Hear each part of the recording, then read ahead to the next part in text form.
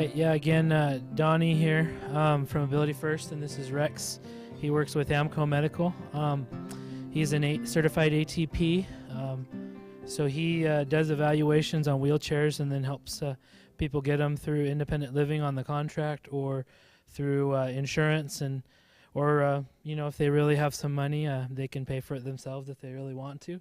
Doesn't happen very often, as we know, but one of the things that we run into is really maintenance issues. I'll turn the time over to Rex. I'm Rex Dunkley. I work for Amco Medical. I'm their company senior rehab specialist in charge of wheelchairs, rehabilitation wheelchairs. I've been in this industry for about 25 years, working on wheelchairs, and they say that I'm an ATP. An ATP sometimes means that you pay a lot of money, study really hard, and take a test.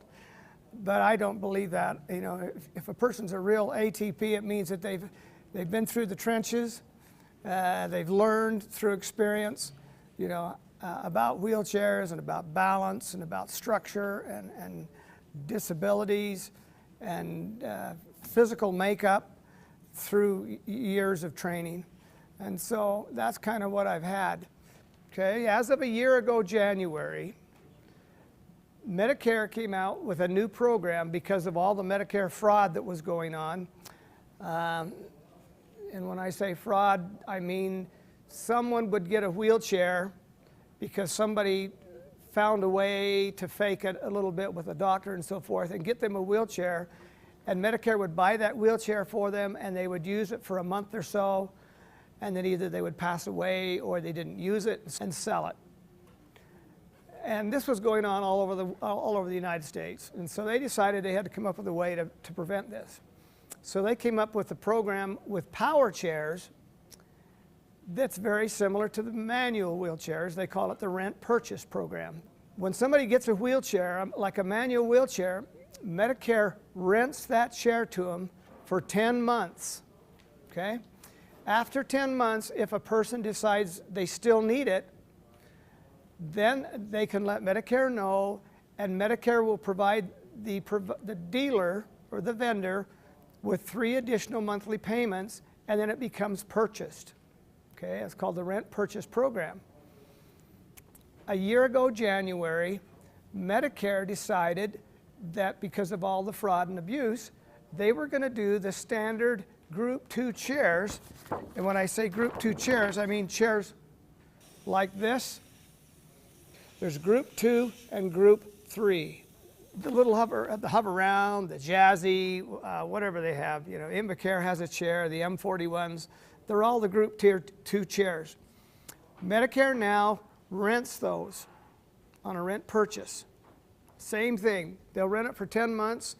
Medicare decided that that's a pretty good average of how long people were using these chairs before they either passed away or that they didn't need them anymore. So just because somebody comes in and says, I want to get a chair through Medicare, doesn't mean Medicare is going to buy it for them. Medicare is going to rent it for them if it's a Group 2. Now, there's another category of wheelchairs, and this is the Group 3. Difference being the Group 3 wheelchair is custom made, custom fit to the patient. Group 2 chairs, a patient has to be not able to perform their normal daily functions in their home safely. Okay? If a person's considered a fall risk in their house, if they have to hold on to the walls to get around, if the people in their home, the caregiver has to help them walk to and from the bathroom or to the kitchen or whatever, that is considered them not being able to perform their daily functions. Toileting, cooking, going to the mailbox if they have to go out to the mailbox, etc. Okay? That's Group 2. The people that fall into that category are people like that have rheumatoid arthritis, congestive heart failure, any of those diseases where a person uses normal function of their legs, generally their lower extremities, and have weakness in their upper extremities, okay? So that they can't walk safely and they're unable to push themselves in a manual wheelchair, or they're not able to use a walker or a cane safely. Safely is the key word nowadays with Medicare. Difference with a Group 3 chair is that it's custom made, custom built for the patient. And a custom 3 chair is purchased. Okay? Medicare or the insurance company purchases these chairs. Who qualifies for a Group 3 chair? Someone that has a progressive neurological disability.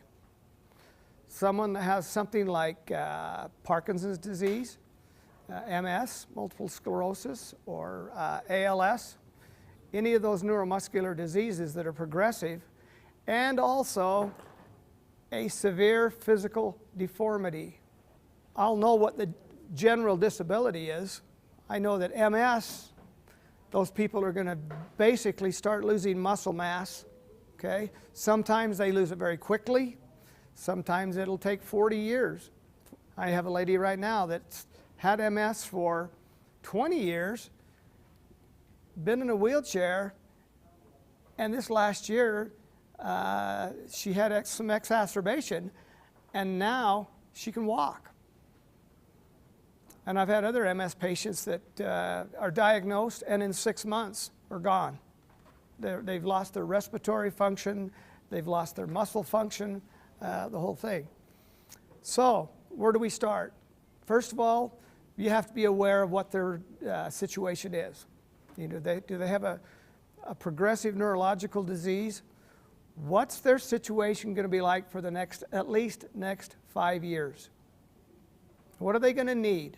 Not just today, and especially something I look at right now is realistically, if I'm going to do a chair through Medicaid,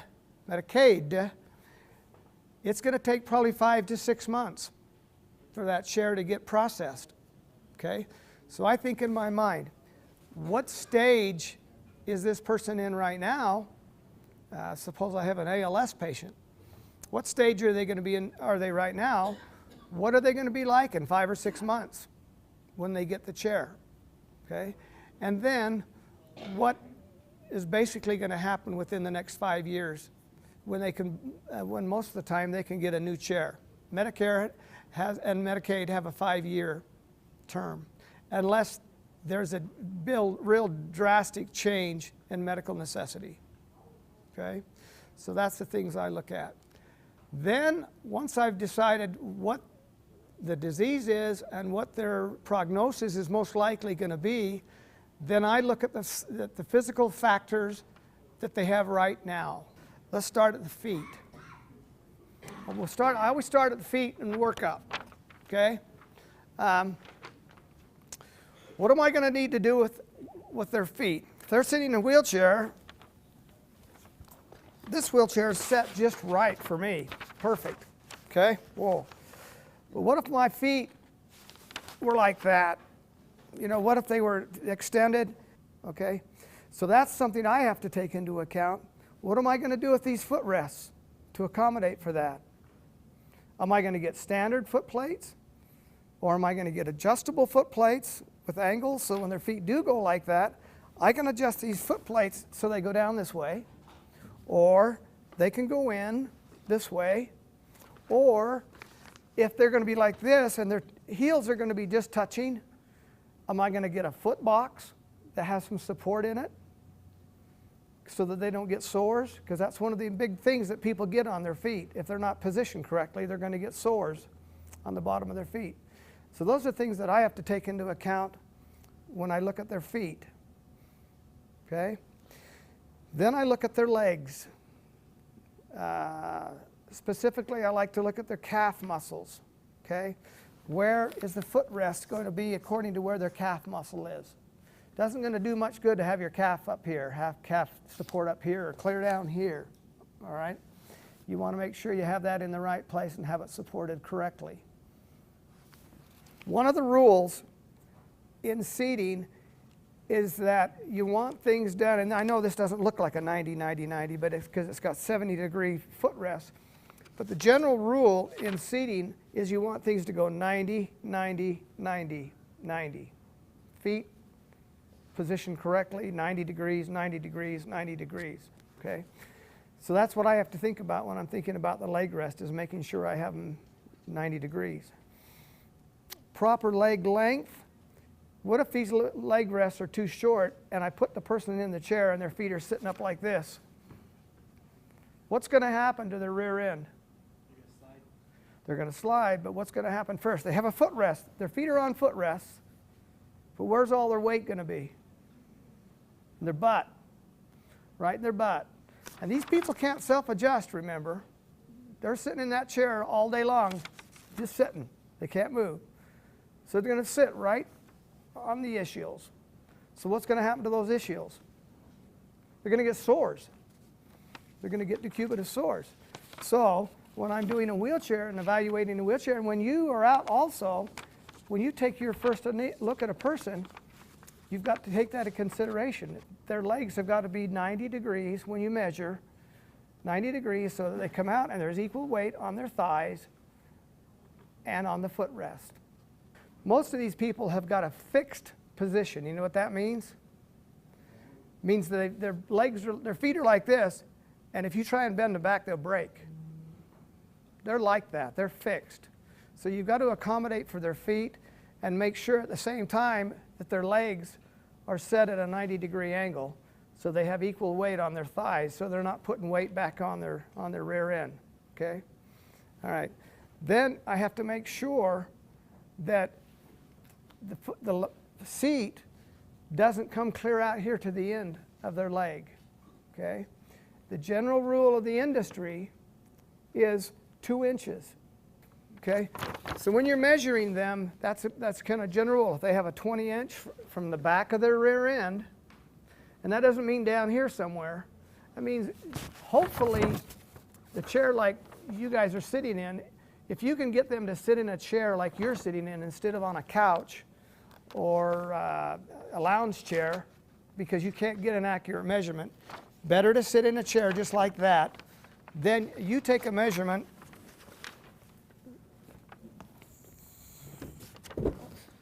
Your measurement is going to go from back here. They're sitting up straight right now. I've got a perfect 90, 90, 90 right here. From right here to right here, subtract either your 2 fingers or 2 inches, okay, for where you want the end of that seat to be. And that's the seat length. Okay? So you've got 2 measurements now. You've got your knee, you've got your foot length and angle. You've got your heel to the back of the knee, which is going to be the length of the footrests, so that they're not too high or they're not too low. Because if they're too low, a person's body naturally has a tendency to go to a center point, okay, and to equalize itself. So if a person has footrests that are clear down here like this, now did you see what I just did when I put my feet down there? Where did my rear end go? Forward, yeah. See, and if they're too long, those people are going to go like this, trying to reach them with their feet. If there's no footrests at all, it's even worse, okay? That's a problem because that'll actually make a curvature in their back. Right. And it's what you call a sacral sitter. You want to keep their back straight. Their pelvis will pivot, and then that's a lot of pain. So you want the proper heel to right here so that their feet are sitting flat and not sitting out like this. So we've got their knee to heel, back of their knee to the back of the rear end is that measurement, okay? Next thing you want to make sure is that they're sitting straight in their chair, okay? Make sure that the chair's flat, except in certain circumstances we have to bucket a chair, what they call bucket, and make it this way, okay? Okay, this chair, like I say, is set just right for me. I could maybe bring these armrests up a little bit. If this armrest was down like that, what's my body going to naturally do? Trying to reach it, aren't they? It's going to try and reach that. So if a person's armrests are too low, then they're going to try and reach that armrest. And the further the armrest is out of whack, the further they're going to go down there to try and reach it. Now, what's that going to do to them? Not only are they going to get, again, the scoliosis in their back and the kyphosis, okay? They're going to get both of those. But it's going to affect their respiratory also, okay? Digestion. And digestion. Good point. Okay, so it's important when you're measuring, sitting in that chair, to take their arm. This is a good chair because it fits me just right. But if you take a person's arm, and again, we want a 90-90, okay? Everything's 90-90 with the body. It's symmetrical. If you can get them to hold their arm just like that, it would be ideal, but half the time they can't, so you have to help them. But take another measurement from their seat to arm or to their elbow, okay? And that's going to be their elbow length. That's a measurement that's very important. So those people, and it's very important that you keep in mind that just because somebody, you keep them even, that they're going to be just right, but sometimes you can't, because if a person's already has kyphosis in their back and it's fixed, which means what? Can't move it. Can't move it. It's fixed. So if a person's already got kyphosis in their back, I'm not going to try and bend them back because that's going to hurt, and that's going to affect them. So I'm going to have to put one armrest lower and one just a little bit higher so they can support themselves. Now sometimes we can prevent that, or we can fix it or help them if it's not fixed by putting supports. But the important thing is to get the right size armrest, the right height. Now, I'm sitting in this chair and I'm a little bit weak this way. What's going to happen now? My head is still going to want to get that center point for balance. So that person's going to have an awful sore neck and have some big scoliosis problems. Now this is before it's fixed, okay? So to fix that, we have, can you see these, Ari? Can you get those? These are called lateral supports, okay? These are supports that we can put in a chair that actually hold a person up straight, okay? Now, if I've got a person that's got some kyphosis, scoliosis going on, and they're kind of leaning this way, then generally what I'll do is I'll take one lateral support and pull it down this way and push it over, and then another one up here, pushing over. So I'm pushing in here and pushing over here, and what is that doing? That's straightening their back, okay? So these are just the things they need to think about. So what have we taken care of now? We've taken care of the feet. One part I did forget. I'm able to hold my legs straight like this. What if, and I know this looks awful, but what if a person's like this? What are you going to do? That's when we're going to use thigh supports. Okay, that person needs thigh supports to hold their legs, unless they're fixed. In some rare cases, a person's legs are fixed like that, and there's nothing you can do about it, but you can try. Or they might have obesity and they can't bring their legs right, any there's closer so much together. mass right here that they can't get their legs together. Okay, and so there's some other things that we can do in that case. We can do, like this chair, this person needs these because of a particular situation, but if they're doing what we call a center mount footrest, where they're going to have one foot plate and it's coming up all together, then we can do some knee supports and we can get an extra big foot plate to accommodate for that. But some people just can't hold their legs together. But that's something I always like to do. I like to be able to get something there so that it's holding their legs together, supports up here to hold them so that they don't fall to each side. So that supports their torso, okay? Now, another thing that you need to think about when you're looking at a wheelchair is if they do have some kyphosis going, and they're kind of sitting like this, or they're sitting like this, then you need to get your back, the back built according, to accommodate for that. So that means that you'd probably have to have some sort of lumbar support in their back to make it arch this way instead of that way, to help them. Okay. So now we've got that supported, and we've got the arms supported. Now how about the neck? Okay. This chair is a tilt in space, so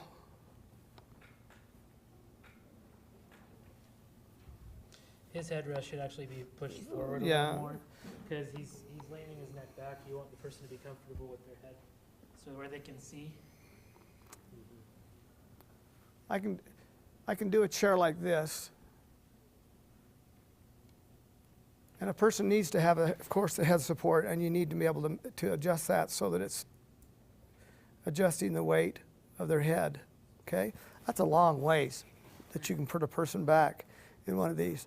Now this chair can also bring the footrests up like this, or if I don't think I'd want to try doing the recline.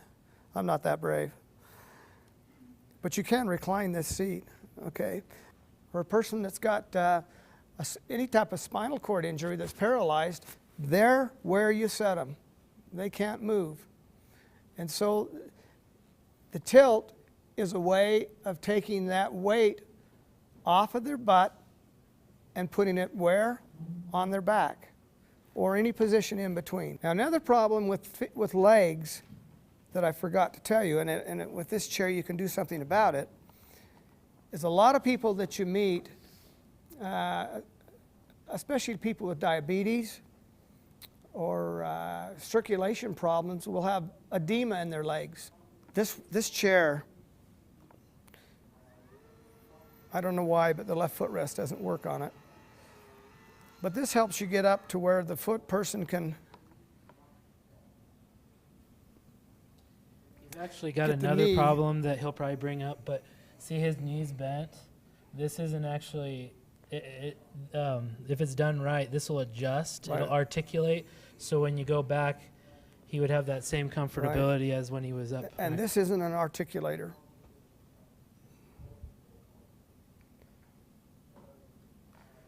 But anyway, that gets their knee up about the same level as their heart, which helps their circulation, okay? Another thing you can do is you can get a recline. Now, if a person has multiple sclerosis or ALS, any of the neurological diseases, after a while, and with spinal cord injuries, they have the obvious problem sooner or later that they have to be catheterized, okay? And I don't know how many of you have tried to change a catheter with the person sitting up. Just cannot hardly even be done. It's tough. In a hospital setting, they take that person and lay them down on a bed to catheterize them. With the recline and with the articulating footrests, I can make this chair go just like a bed, so that they're laid out and somebody can take care of that maintenance.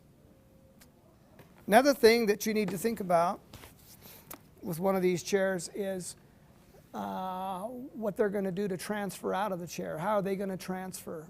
And generally, we'll order the chair with the flip-out armrest. So when we get it reclined, or even like this, a person can be a lot easier transferred from their their chair into another chair or into their bed just by raising the armrests. Okay, another thing to remember on these chairs, and they're all this way, and once a chair has been delivered into one of your consumers' homes, this will be something that will come up and you'll probably get a phone call. For safety reasons, they have designed these chairs with a tilt, what they call a tilt shutoff point. And this chair will have what looks like a stoplight. And if I tilt this chair back, even a little too much, then it locks the chair out and it won't go. obvious reason, I'm looking right there. I'm not looking where I'm going because my neck doesn't work, remember? And so they make these chairs so they have to be pretty well sitting up straight before the chair will go. So that it's not in the lockout situation. I guess right now, since we're already talking about like how to do the evaluation and stuff like that on a chair, just some points to touch on. I've been doing this for about 6 years now, and I remember when I first got into this, they said, "Hey, this ramp," and I just said, "Wow, okay, so how's this ramp work?" You know, and little by little, you get good at things. You get better. So that's the main thing. Don't get discouraged. But one of the things I do is I'll look at a referral sheet that comes into me, and I'll kind of look at it. I'll make sure all the things that they think that they need are up to date, and then I'll just kind of file it, and I'll go do the evaluation. And one of the things I try to do is just kind of go in with a clean slate, because I don't want to have preconceived notions of who the person is. I want to get to know them. I don't want to assume that, even though it says they have a power chair, that they really need a power chair. They might need a scooter. It might say they need a manual wheelchair. I find out they need a power chair. And we've just found it's easier if you go in there, ready to learn and ready to explore. So you wanna check, even though if you just get a wheelchair referral, for instance, you want to go in and you want to make sure that their home environment's safe. One of the most dangerous rooms in the home is the bathroom. That's where people are more likely to slip and fall and hurt themselves. And you don't usually have carpet in a bathroom, so it's going to hurt. Make sure that they're safe in there, that they can get in the bathtub, that they have the bench or whatever that they need. I always do that regardless whether it's on the referral or not. Home access to actually get in and out of the house is paramount, of course.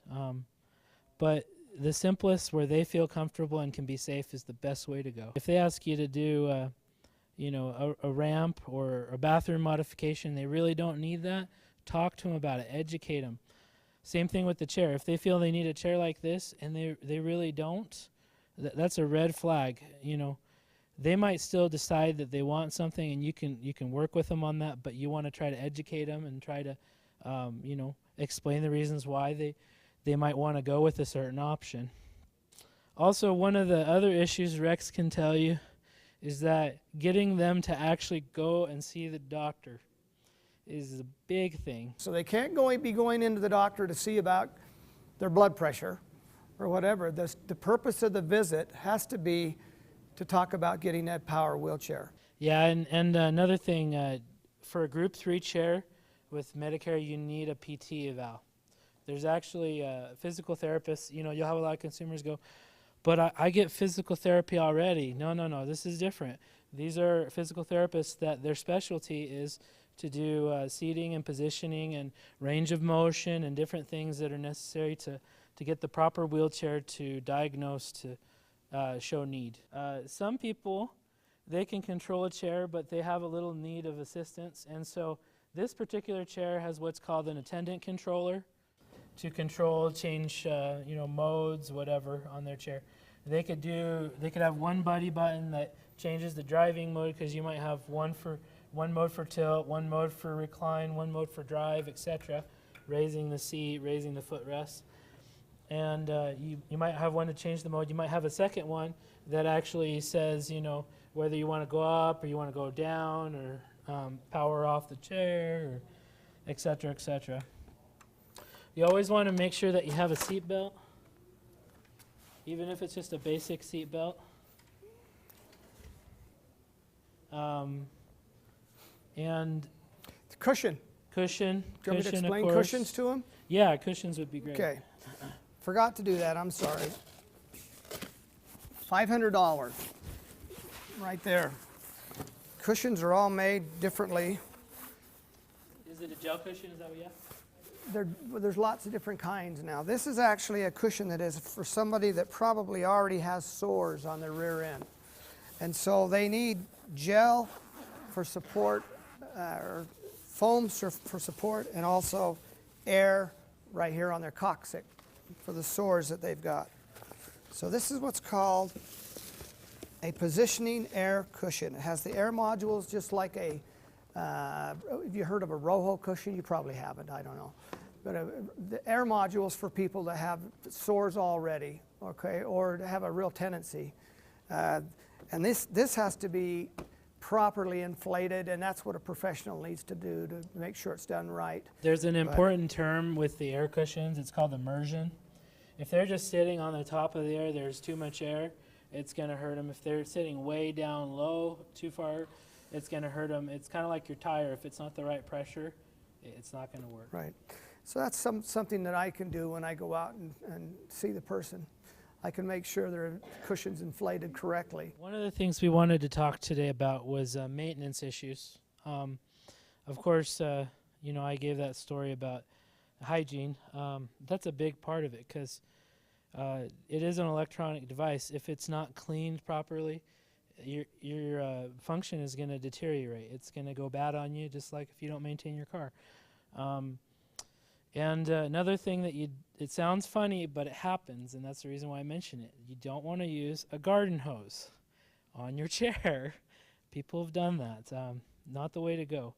You know, your cables, you want to make sure that they don't get frayed or pinched. These have zip ties if you come in close.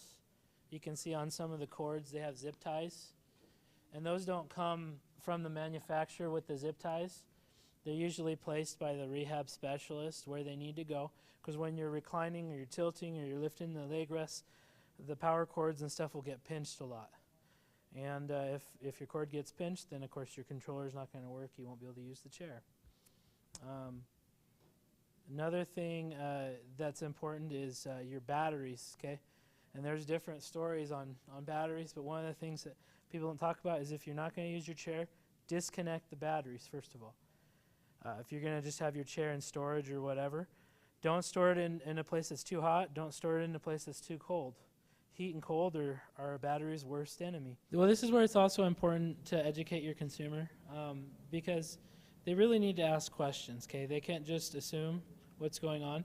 They need to check into their benefits, but also, you know, the ATP doesn't get paid to put batteries in. Rex, in his case, will help out in a lot of times when he can, but most of them will just drop ship it to your house, and it's actually a really good thing for us in a way because it gives us an opportunity to go down and see the consumer, provide a service. It's really not that difficult of a thing to do. It's probably the easiest maintenance thing to do overall. Well, you sometimes know? these big chairs, yeah.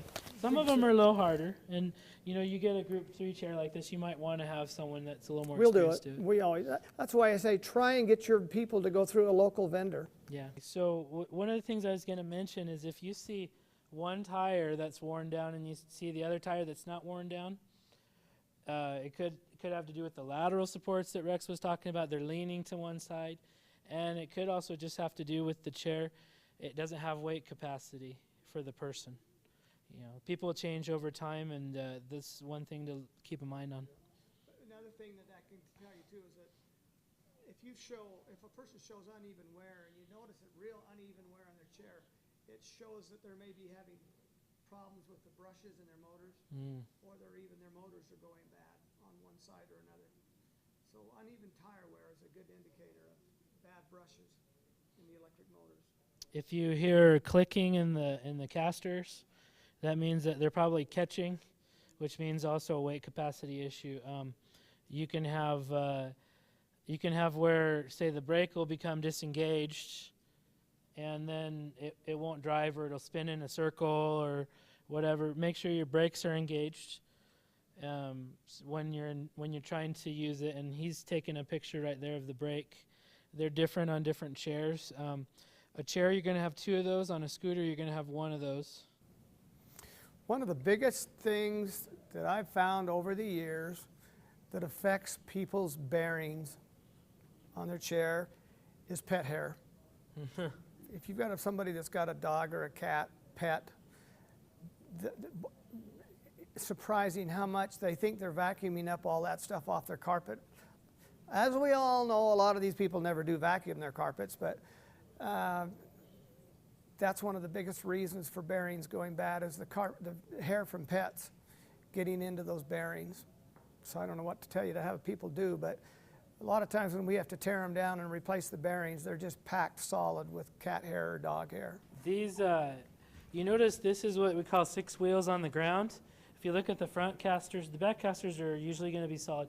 The front casters, they're solid casters. They're on the ground. So this gives a little more stability, especially since it's a tilt and recline. But sometimes when you have a more basic chair, it's a question you want to ask a person. Do you feel comfortable? Are you worried about it moving a little bit on you? If the answer is yes, you probably want to get the 6 wheels on the ground. However, when a person has a little bit better balance and they're, transferring through the front of the chair, and they have a foot plate or whatever, sometimes you can get the front casters that are slightly off the ground, and when they go over the crack of the cement and stuff like that, it gives them a little bit more relief from the bump. Do not try or let somebody try and oversell a chair to your consumer, okay? Just because somebody's got multiple sclerosis does not necessarily mean they need a group 3 chair, okay? They may still have the physical ability to drive a group 2 chair, okay? There is companies out there that will do that. Just, they'll try and load a chair up just to load it up. So just keep that in mind. If you look at your consumer, if you've got a consumer that's walking around, that can go to the front door and whatever, that has multiple sclerosis, and they have a hard time, they're unsafe walking, doesn't necessarily mean need a chair like this. They might be able to get around just with a group 2 chair. So always keep that in mind. I hate to do that, to see somebody oversell a chair. Pride or Invacare or whoever will have a seminar every year. They'll do it at the Radisson up here in Salt Lake, whatever. And they'll go through full seating and positioning. I have packets that they gave us that they talked about the kyphosis and all these different issues that you go through with the chair and how to prevent them, how to do proper seating so a person's comfortable and safe. And I scanned those into the computer, and I've got them on PDF, so if anyone needs that information, just let me know. I'll send it to you. It's good to review. It tells you how to measure. It tells you how to, do all the fitting and everything else. But when in doubt, rely on your experts. If you have a question, let them know. All right. I guess we'll wrap up and we'll turn it back to Alma.